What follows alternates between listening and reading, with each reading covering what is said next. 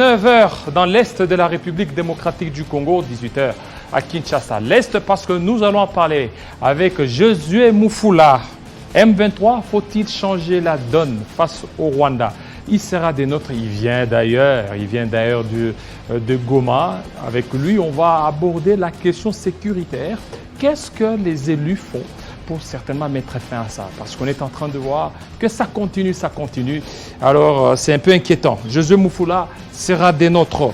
Deuxième problématique, c'est la gouvernance politique, de l'accès des jeunes aux instances décisionnelles.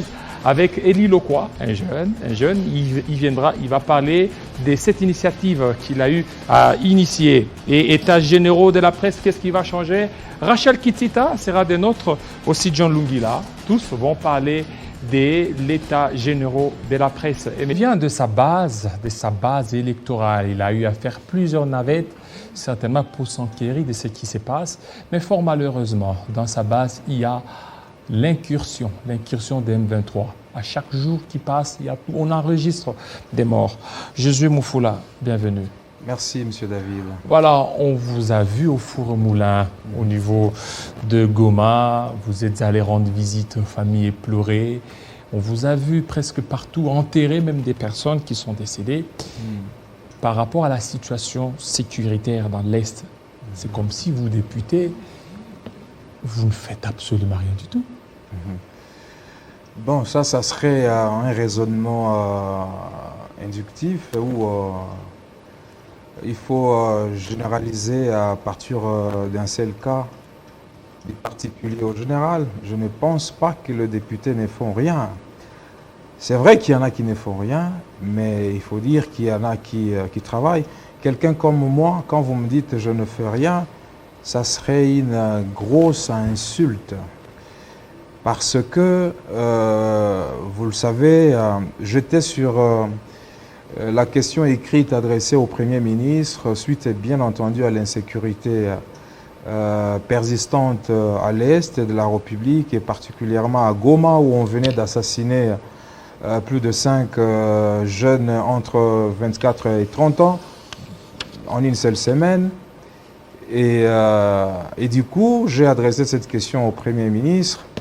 Il y avait aussi la question de la taxe RAM, pourquoi il persiste obstinément, alors qu'une résolution de l'Assemblée nationale a demandé tout simplement sa suppression. Il y avait la question de la gestion calamiteuse de réfugiés, des réfugiés également aussi, mais surtout les sinistrés du volcan Nyiragongo à la place Kisoko à Goma, qui sont toujours à la belle étoile jusqu'à aujourd'hui, malgré les appuis tous azimuts de personnes de bonne volonté. Et aussi la question de Biak, Kopé Kaimara, Mekreko, pourquoi jusqu'à aujourd'hui les épargnants ne retrouvent. Alors cette question, du coup, à l'improviste, j'apprends qu'il y a un deuil collectif organisé par les intrépides jeunes des mouvements citoyens à Goma. Je devais m'y rendre, absolument. Et je remercie les 2G de Congo Heroes qui m'a trouvé une place tard dans la nuit pour le lendemain. Et du coup, voilà, on organise le deuil, malheureusement dispersé. Je suis tellement choqué, parce que dès mon arrivée, c'est samedi-là, je m'étais rendu directement au cimetière de Macao, où il y avait cette famille du jeune artiste qui a été assassiné. Donc kidnappé et puis retrouvé, son corps a été retrouvé le long du lac, mais aussi le jeune Yves Kitoga, qui venait de défendre son mémoire de licence le dimanche, et le lundi, après, une moto qui passait, et les motards a sorti l'arme, a tiré à bout portant sur le jeune homme et est parti. Tant d'autres cas comme ça. Plus de 6 cas en une seule semaine. Alors, toujours à Goma. Insécurité. Alors que c'est une province qui est sous état de siège. Sous état de siège, donc avec ces régimes militaires. Et vous êtes allé voir le gouverneur de la province? Tout d'abord, je compatis avec toutes ces familles. J'ai rendu visite à toutes ces familles. Et par la suite, j'ai entrepris une démarche d'accompagner ces familles-là, les délégations du moins de toutes ces familles, chez les autorités locales militaires. Et ils vous ont reçu, ces autorités vous ont reçu? Ben oui, le commandant de la police, le maire de la ville, on a parlé au téléphone, mais à un moment donné, il m'évitait apparemment.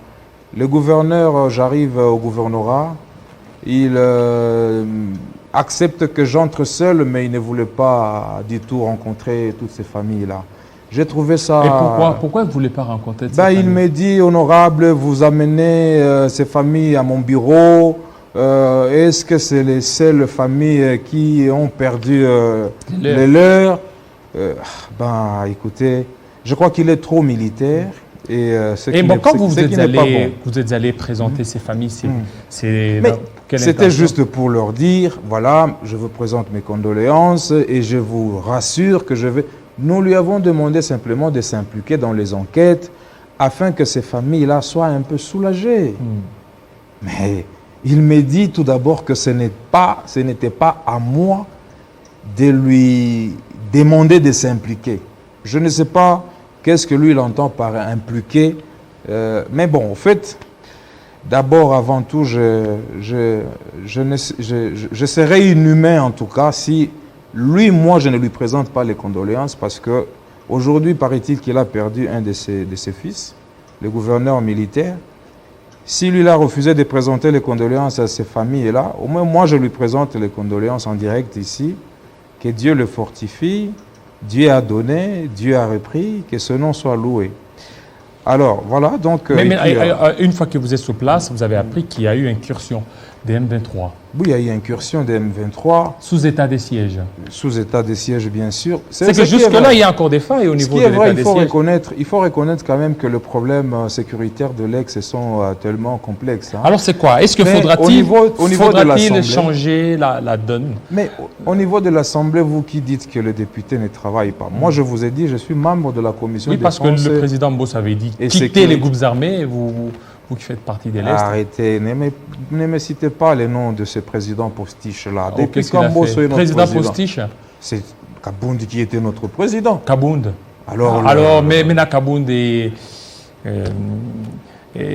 déchu et chassé du parti, ce qui pourra aussi entraîner qu'il puisse certainement partir. Ce ne sont pas mes oignons, mais moi je lui dis seulement au revoir parce qu'il avait bloqué ma loi, la loi que j'ai faite pour modifier. Mais c'est lui qui était votre président, tel que vous avez dit. La loi organique portant organisation et fonctionnement des FRDC. Et tant que cette loi-là, on n'aura pas à la modifier, je vous jure, ça sera compliqué. Dès lors que le président de l'Assemblée nationale vous a interpellé, vous, député de l'Est, c'est qu'il y a jusque-là des raccordements avec des groupes rebelles. Mais moi, je suis élu de la ville de Goma. Hein. Je ne connais pas un seul groupe armé à Goma. Est-ce que vous en connaissez lorsque...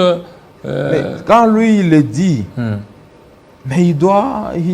Mais pourquoi on doit dénoncer et puis après, c'est toujours l'impunité? Si lui connaît ceux qui sont des connivences avec les groupes armés, mais il n'a qu'à transmettre un rapport au niveau de renseignement. Et en plus de cela... et qu'on les interpelle. C'est que vous êtes là, député de l'Est de la République démocratique du Congo. Vous ne participez pas aux plénières et entrées, au renouvellement... Prorogation. Prorogation. Moi, personnellement, je n'ai jamais participé à une plénière où il y a prorogation. Pourquoi? Parce que, en fait... Il y a, comme je vous ai dit, vous dites que nous avons travaillé énormément au niveau de la commission défense et sécurité. Tout d'abord avec l'ancienne présidente Janet Kabila, mais aussi maintenant avec Bertin Mobonzi, très dynamique. Il est de l'Union sacrée, mais je vous dis, il est dynamique. Alors, on a fait l'évaluation de l'état de siège au sein de la commission défense et sécurité. On a auditionné les ministres de la Défense, de l'Intérieur et tous les chefs de corps et il en est ressorti des résolutions, si pas des recommandations, faites au gouvernement, à l'exécutif.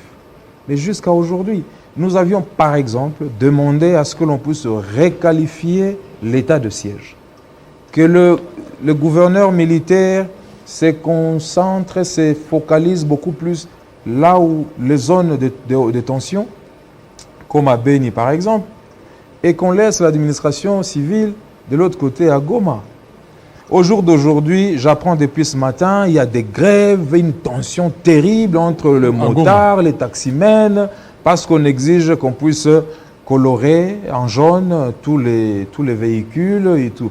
Mais je ne sais pas à quoi cela va diminuer l'insécurité. Alors, Au lieu de se concentrer à l'essentiel, parlons maintenant de M23. Le M23 refait surface. Qu'est-ce qu'il fait pour mettre fin à ça? Mais déjà que, par exemple, nos richesses sont tellement enviées et que l'Est de la République est devenu plus qu'un pandémonium, un marché arabe. Tout ça, ce n'est pas le Rwanda qui tire des ficelles derrière cette histoire du M23. Mon frère, nous avons le gaz méthane dans le lac. Alors qu'on a vu le président rwandais aux côtés du chef d'État Félix Tshisekedi, il a été partout.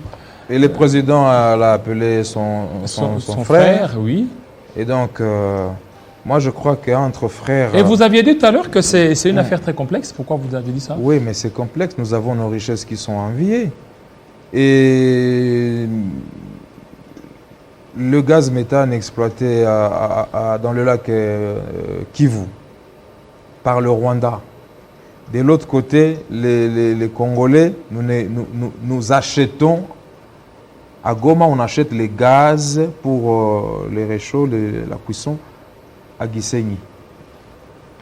RDC, la République des inconscients.